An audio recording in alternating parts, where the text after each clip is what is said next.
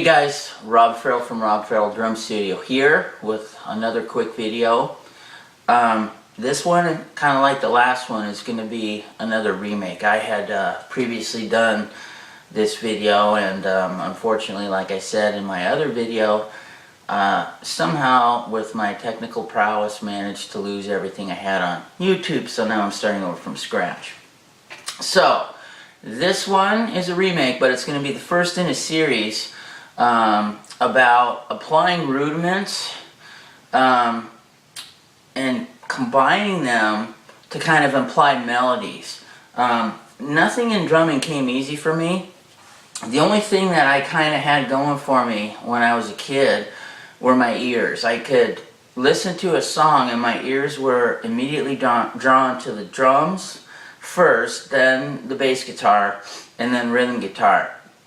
So I'm a really big fan of taking either bass lines or rhythm guitar riffs from songs and TV shows I listened to as a kid and finding out ways to use rudiments to kind of imply that melody. Because obviously, you know, we don't have melodic notes like A, B, C, D, E, F, G.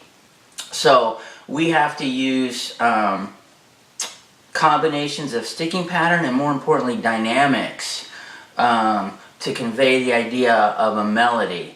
So the way I explain it to my students, music is a language, drumming in and of itself is a language. We don't always yell all the time and we don't always whisper all the time. There's inflections in our voice. And there's appropriate times to yell. You certainly wouldn't want to yell out at a funeral. But if you're on the playground and you're trying to get your buddy's attention at recess, you're not going to whisper, you're going to scream out his name. So, dynamic levels. Accents, in my opinion, are kind of like the melody. And then what I like to do using rudiment combinations is fill in the in-between spaces with notes that are at a lower dynamic level. So, again, to review my previous video, I'm a little bit older. I grew up with a lot of really cool shows as a kid that had really killer theme songs. And one of the shows I liked was Mission Impossible. And the theme music for that was in 5/4, and pretty much everybody knows it, even you younger kids know it because of the Tom Cruise remakes. But that theme music, that riff went bum bum bum bum bum bum bum bum bum like that.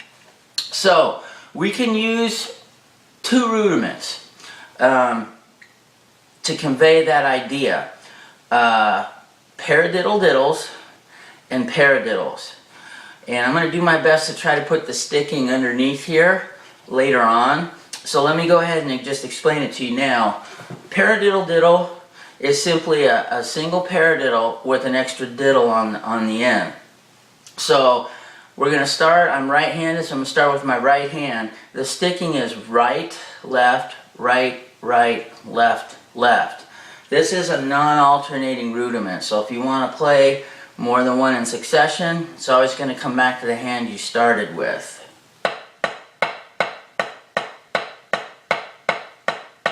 Okay? So this pattern involves using that, and the second rudiment is just a regular paradiddle. This one does alternate. Right, left, left, right, left. So if we put those two together, we're going to do two single paradiddle-diddles and then a right and left paradiddle, which would sound like this. Right, left, left, right, left, right, left, right, left, left. Okay? The first note of each one of those rudiments is going to be our implied melody. So if I increase the tempo,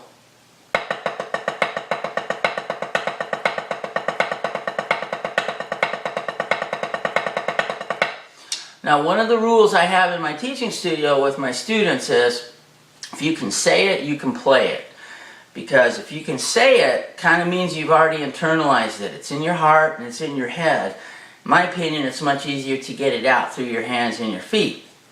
So I'm going to play that same pattern. I'm going to speed it up a little, but now I'm going to kind of sing that rhythm line from Mission Impossible. Bum,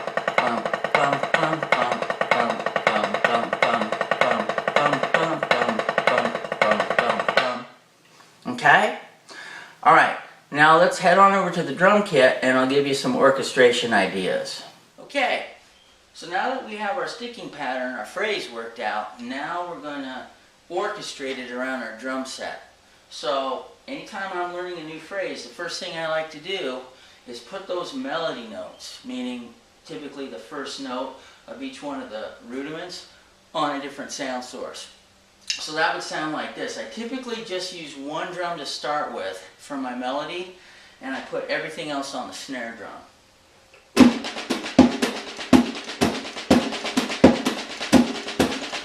Like that. Once I get comfortable with that, then I try using my different sound sources.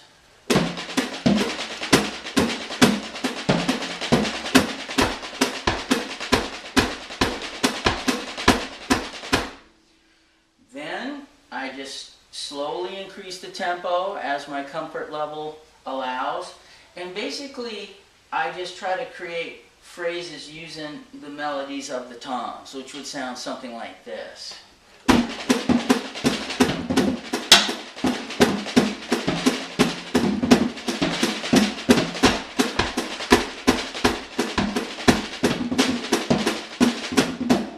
Now, in addition to just shredding for a solo, you can also use these phrases for fills.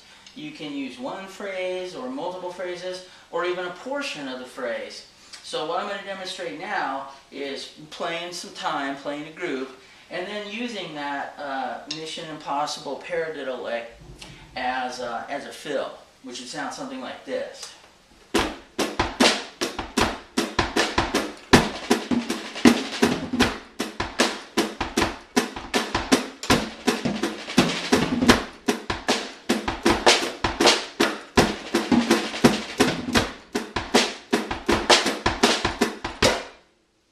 Okay? So again, really the only limit with this stuff is your own imagination.